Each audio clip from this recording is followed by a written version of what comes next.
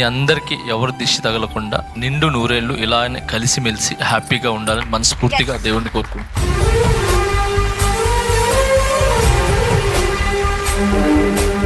వాళ్ళ స్టోరీస్ అన్ని విన్నాక ఒకరి మీద ఒకరికి చాలా లవ్ ఉంది. బట్ ఐ సీ మీరు ఎక్కువ ఎక్స్ప్రెస్ చేస్తున్నట్లు అనిపించట్లేదు ప్రతి ఒక్క స్టోరీలోనూ నేను వినింది. ఈ రోజు మీరు ఎంత ఎమోషన్ అయినారో రోజు అది ఎక్స్ప్రెస్ చేస్తే ఇంకా బ్యూటిఫుల్ గా ఉంటుంది మీ పార్ట్నర్ కి. సో ఎక్స్ప్రెస్ చేయండి ఈ రోజు. నవదీప్ గారు మీరు ఏమైనా చెప్తారా? ఇప్పుడు పెళ్లి ఎప్పుడు అని నన్ను సరదాగా అడిగే క్వశ్చన్ కి నాకు అర్థమైంది ఏంటంటే, నేను చుట్టూ చూస్తున్న కొన్ని వయసు అవుతుందనో, అమ్మమ్మ తాతగారు వాళ్ళు పోయే లోపు చేసుకోవాలనో, ఇలా రాంగ్ రీజన్స్ కి చేసుకోవడం అనేదే నా జోక్. ఎప్పుడు institution is a beautiful thing. నాకు తోచిన ఆన్సర్ ప్రేమ దొరికినప్పుడు అనేది నేను చెప్పేది. వీళ్ళందరికీ ప్రేమ దొరికింది కాబట్టి కంగ్రాచులేషన్స్.